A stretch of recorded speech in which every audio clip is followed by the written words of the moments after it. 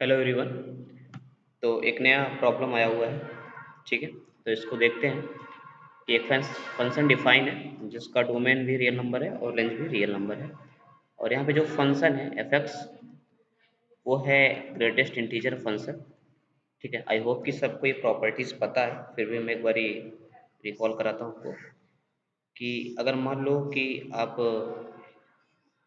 0 से 1 के बीच में, ये 0 हो गया और ये हो गया 1 के बीच में कोई नंबर रखते हो, है ना, तो उस नंबर का जो आउटपुट आएगा वो 0 आएगा। मतलब क्या वर्ड है कि अगर इसके अंदर आप लोग मानो कि 0.1 रखते हो, तो इसका जो ग्रेटेस्ट इंटीजर होगा कितना हो जाएगा, 0 हो जाएगा। ठीक है, अब यहाँ पे ये गोला बना हुआ है, इस गोले का मतलब है कि इसमें 1 इंक्लूडेड नहीं है। इस तरीके से इसका ग्राफ बनता है। अब 1 के लिए ग्राफ कहाँ से बनेगा, 1 से इधर बनेगा 2 तक के लिए, और इसका जो आउटपुट आएगा 1 आएगा। ठीक है ना, मतलब क्या हुआ कि अगर आप इसमें वैल्यू रखोगे, मान लो 1.2 रखोगे, तो इसका ग्रेटेस्ट इंटीजर कितना जाएगा, 1 जाएगा। ठीक है, तो वो क्या रहा है डियर, अगर आप थोड़ा सा समझोगे तो इसका अगर हम डोमेन और रेंज चेक करने की कोशिश करें, तो डोमेन और रेंज कुछ इस तरीके से आ रहा है कि जो भी, ये तो हो गया पूरा आपका रियल नंबर है, मतलब कुछ भी हो जाएगा, 1.1, 0, 2.3, समथिंग समथिंग समथिंग। ठीक है ना, और ये भी चूंकि रियल नंबर है, तो यहाँ पे भी हर वैल्यू आ जाएगी, माइनस इन्फानाइट टू इन्फानाइट, यहाँ पे भी माइनस इन्फानाइट टू इन्फानाइट। ठीक है ना, सारे रियल नंबर आने चाहिए। बट डियर, आप जो फंक्शन यूज कर रहे हो, उस फंक्शन की वजह से जो आउटकम आ रहा है वो केवल इंटीजर इंटीजर आ रहा है। अगर ध्यान से देखोगे, या तो 0 वैल्यू आएगी आउटकम के रूप में, या तो 1 आएगी, या तो 2 आएगी, या तो 3 आएगी। यानी आप इनपुट तो सारा रियल नंबर कर पा रहे हो, लेकिन आउटपुट में क्या हो रहा है डियर, आउटपुट में केवल और केवल इंटीजर आ रहा है, यानी कुछ ही वैल्यूज को वो आउटपुट में ले रहा है। ठीक है, तो क्या मतलब हुआ डियर कि अगर हम 0 से 1 के बीच में नंबर लेते हैं, मतलब 0 लिया तो भी आउटपुट 0 आया, 0.1 लिया डियर तो भी आउटपुट कितना आ रहा है, 1 आ रहा है, 0.2 लूँ तो भी आउटपुट कितना आ रहा है, सॉरी ये 0 है, 0 आएगा।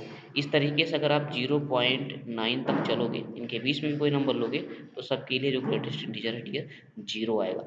यानी एक से अधिक वैल्यूज के लिए डियर, एक से अधिक वैल्यूज के लिए y की एक ही वैल्यू आ रही है ना। हर x के लिए, हर x के लिए y का यूनिक वैल्यू नहीं आ रहा है, तो इस तरीके का जो फंक्शन होता है डियर, उसको बोलते हैं मेनी वन, या फिर बहु एक फलन। एक ऐसा फलन हो जाएगा बहु एक फलन। अगर डियर हर वैल्यू के लिए एक एक वैल्यू y की आती, तो उसको बोलते हैं एक एक ही फलन। लेकिन चूंकि यहाँ पे 0 के लिए भी 0, 0.1 के लिए भी 0, और सब के लिए एक ही वैल्यू आ रही है इस रेंज तक के लिए, तो ये कौन सा फलन हो जाएगा, बहु एक फलन। इसी तरीके से जब एक से स्टार्ट करोगे आप, सबके लिए आउटपुट कितना आना शुरू हो जाएगा, एक एक आना शुरू हो जाएगा।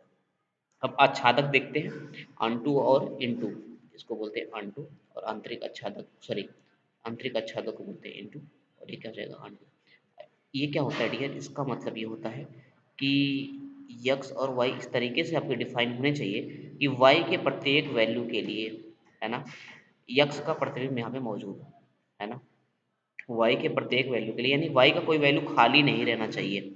इसका मतलब है वाई का कोई वैल्यू खाली नहीं होना चाहिए। ठीक है ना, सबके लिए वो किसी न किसी का इमेज होना ही चाहिए। तो डियर क्या ऐसा हो रहा है क्या, यहाँ पे वाई का जो रेंज है डियर वो रियल नंबर है।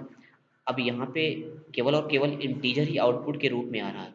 ठीक है ना, इसका मतलब क्या हुआ कि अगर केवल और केवल इंटीजर ही आउटपुट के रूप में आ रहा है, इसका मतलब 0.1, 0.2, 0.3, ये सारे नंबर तो छूट ही जाएंगे, 1.1, 3.2, ये डेसिमल वाले नंबर तो छूट ही जाएंगे। लेकिन इसका मतलब है कि सबको आच्छादित नहीं कर रहा है, यानी सब हर किसी के लिए प्रतिबिंब मौजूद मौजूद नहीं है। इसका मतलब डियर ऑन टू फंक्शन होगा कि इनटू फंक्शन होगा, इसका मतलब एक ऐसा फंक्शन हो जाएगा डियर, इनटू फंक्शन हो जाएगा, इसलिए इसका थर्ड ऑप्शन करेक्ट हो जाएगा। ठीक है, बहु एक फलन इसलिए है क्योंकि एक से अधिक x के वैल्यू के लिए y की सेम वैल्यू आ रही है, इसलिए बहु एक फलन। आंतरिक आच्छादक का मतलब ये डियर कि y की सभी वैल्यूज के लिए, है ना, y की सभी वैल्यू, मतलब कि x की जो वैल्यूज है उसमें जो y की वैल्यू होगी उसको आप प्रतिबिंब बोलते हैं, है ना, x का प्रतिबिंब y में मौजूद होता है। और चूंकि सभी वैल्यू के लिए यहाँ पे प्रतिबिंब नहीं है, सभी वैल्यू प्रतिबिंब नहीं है एक्स के लिए, इसलिए क्या हो जाएगा, आंतरिक आच्छादक हो जाएगा। आई होप आपको ये समझ में आ गया होगा। ठीक है, तो एक क्वेश्चन और था इसमें, उसको भी देख लेते हैं। ठीक है, एक क्वेश्चन दे रखा था कि डियर एफ एक्स की वैल्यू दे रखी है आपको, जी एक्स की वैल्यू दे रखी है आपको, फॉग एक्स और गॉफ एक्स को बराबर कर रखा है। ठीक है, तो हम कैलकुलेट करते हैं, उसके बाद जो भी रिलेशन निकल के आएगा अपने आप ही समझ में आ जाएगा डियर। देखो डियर क्या दे रखा है, F X is equal to P X plus Q दे रखा है, जी एक्स इक्वल टू दे रखा है डियर क्या, एम एक्स प्लस एम, है ना। पहले हम निकाल लेते हैं फॉग निकाल लेते हैं, एफ ऑफ जी एक्स। ठीक है डियर, तो एफ ऑफ जी एक्स कैसे निकालोगे, जी एक्स के स्थान पे रख देंगे हम एम एक्स प्लस एन। ठीक है, अब हम F of M X plus N के स्थान पे देखो कैसे रिप्लेस करना है, जहाँ पे एक्स है वहाँ पे पूरी की पूरी वैल्यू रिप्लेस कर दो डियर, तो कितना हो जाएगा P into M X plus N plus Q. ठीक है, तो क्या हो जाएगा देखो P P M X plus P N plus Q. ठीक है डियर, अब हम निकाल लेते हैं जी ऑफ एफ एक्स, है ना। तो जी ऑफ एफ एक्स कैसे हो जाएगा, एफ एक्स के स्थान पे क्या लिख सकते हैं, पी एक्स प्लस क्यू लिख सकते हैं, है ना। तो पी एक्स प्लस क्यू रखेंगे, तो अब हमें क्या करना है कि अब पी एक्स प्लस क्यू हमारे लिए एक्स जैसा बिहेव करेगा फॉर जी फंक्शन। ठीक है, तो हम क्या जाएगा M into P X plus Q plus N, यानी क्या हो जाएगा M P X plus M Q plus N, है ना। चूंकि दोनों बराबर है डियर, तो हम दोनों को इक्वेट करेंगे डियर, देखो इधर P M X plus P N plus Q is equal to M P X plus M Q plus N. ठीक है, तो पी एम एक्स और पी एम एक्स यहाँ पे कैंसिल आउट हो जाएगा डियर, तो क्या बचेगा P N plus Q is equal to M Q plus N. Dear ये कुछ एक अच्छा सा रिलेशन दिखेगा आपको, अभी समझाता हूँ मैं।